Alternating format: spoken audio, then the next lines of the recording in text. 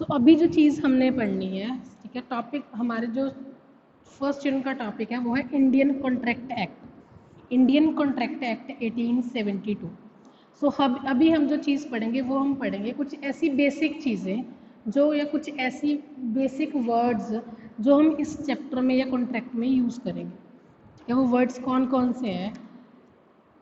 सबसे पहला है हमारे पास प्रपोजल। प्रपोजल आता है अंडर सेक्शन 2 सबसेक्शन ए।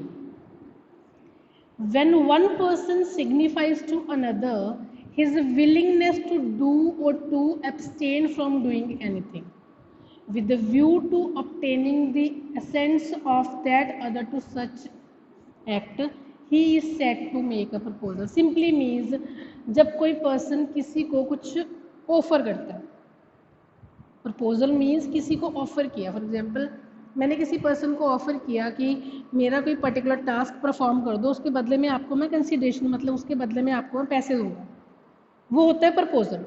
जब सिर्फ वन साइड से एक पर्सन ऑफर कर रहा है, सेकंड पर्सन का अभी तक रिस्पांस नहीं आया, वो होता है प्रपोजल। एक पर्सन अपनी विलिंगनेस शो करता है किसी काम को करवाने के लिए। ठीक है, प्रपोजल की डेफिनेशन आती है अंडर सेक्शन 2 सबसेक्शन ए में। उसके बाद हमारे पास होता है प्रॉमिस।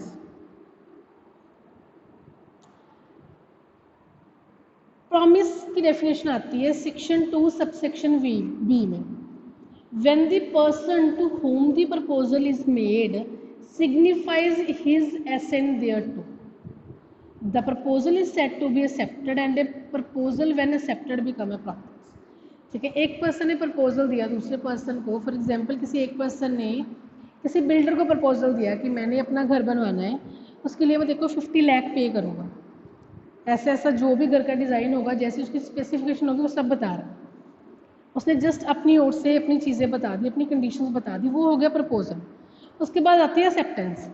सामने वाले पर्सन ने हर एक कंडीशन, हर एक चीज़ सुनी, ठीक है, अगर उसे वो चीज़ सूटेबल लगी देन वो उस काम को करने के लिए रेडी होगा, वो होगी एक्सेप्टेंस। ठीक है, जब कोई पर्सन किसी प्रपोजल को एक्सेप्ट कर लेता है देन वो एक्सेप्टेंस ऑटोमेटिकली प्रॉमिस बन जाता है। प्रॉमिस मीन्स कि एक पर्सन दूसरे पर्सन को उसका काम कंप्लीट करने की विलिंगनेस शो कर रहा है कि आपने जो भी टास्क बोला है, जिस जिस टर्म्स एंड कंडीशंस पे बोला है, मैं वो टास्क करने के लिए रेडी हूँ, अपनी विलिंगनेस शो कर रहा है, वो होता है प्रॉमिस। जब भी किसी प्रपोजल को एक्सेप्ट किया जाता है वो प्रपोजल ऑटोमेटिकली प्रॉमिस बन जाता है। उसके बाद हमारे पास है ऑफरी और promising. Section 2 subsection C. The person who make the offer is called offerer. जो पर्सन प्रपोजल दे रहा है उसे बोला जाता है ऑफरर और प्रॉमिसर, और जिस पर्सन को दिया जा रहा है मीन्स जिस पर्सन ने एक्सेप्ट करना है उसे बोला जाता है ऑफरी और प्रॉमिसर। जो पर्सन प्रपोजल दे रहा है वो होता है ऑफरर और प्रॉमिसर।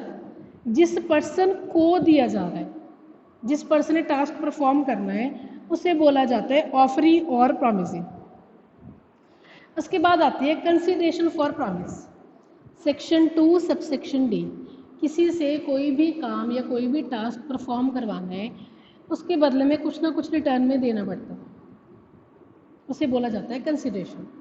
कि समथिंग इन रिटर्न, किसी से कुछ भी काम करवाओगे उसके रिटर्न में कुछ ना कुछ आप पे करोगे, उसे बोला जाता है कंसीडरेशन। देन आ गया agreement. Section 2 subsection E. Every promise and every set of promise forming consideration for each other. Agreement क्या होता है? जब दो पार्टीज, ठीक है, किसी एक पर्टिकुलर टास्क को एक दूसरे की कंडीशंस पे करने के लिए रेडी है। फॉर एग्जांपल, ए पर्सन ने प्रपोजल दिया अपना घर बनवाने का 50 लाख पे, अपनी कंडीशंस बता दी कैसा घर चाहिए। बी पर्सन ने वो प्रपोजल एक्सेप्ट कर लिया, ठीक है, और साथ में अपनी कंडीशंस बता कि वो कैसे काम करेगा, कब कंप्लीट करेगा, सब चीज़ें, ठीक है। दोनों की कंडीशंस आपस की म्यूचुअल कंडीशन जब बन जाती हैं, दो पर्सन जब म्यूचुअल कंडीशंस पे किसी काम को करते हैं उसे बोला जाता है एग्रीमेंट। एग्रीमेंट रिटन भी हो सकता है, एग्रीमेंट ऑरल भी हो सकता है। उसके बाद है reciprocal promise. Section 2 subsection F.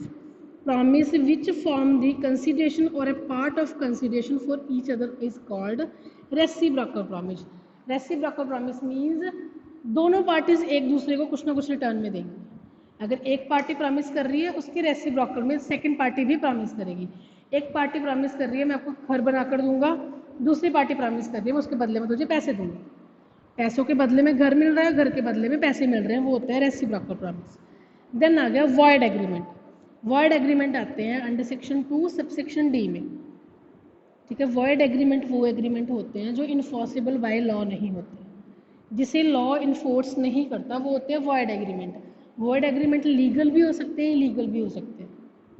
ठीक है, उसके बाद आते हैं वॉइड एबल एग्रीमेंट, सॉरी उसके बाद आते हैं voidable contract. Section 2 subsection I, an agreement which is enforceable by law at the option of one or more of the parties thereto but not at the option of the other or other is a voidable contract। means simply voidable contract वो contract जब contract शुरू हुआ उस time पे वो legal था, valid था, but future में अगर कोई भी पार्टी किसी भी एक भी कंडीशन को फुलफिल नहीं करती उस टाइम पे वो कॉन्ट्रैक्ट लीगल बन जाएगा और वॉइडेबल बन जाएगा। मीन्स फ्यूचर में वो कॉन्ट्रैक्ट वॉइड हो सकता है, प्रेजेंट में वो वैलिड है, फ्यूचर में वॉइड हो सकता है। ठीक है, उसके बाद कॉन्ट्रैक्ट क्या होते हैं? कॉन्ट्रैक्ट एग्रीमेंट्स होते हैं जो लॉ के द्वारा इन्फोर्स किए जाते हैं। जो भी एग्रीमेंट्स लीगल होंगे वो ऑटोमेटिकली कॉन्ट्रैक्ट बन जाते हैं। उसके बाद आते हैं वैलिड एग्रीमेंट। वैलिड एग्रीमेंट वो एग्रीमेंट होते हैं जो सारी लीगल कंडीशंस को फुलफिल करते हैं।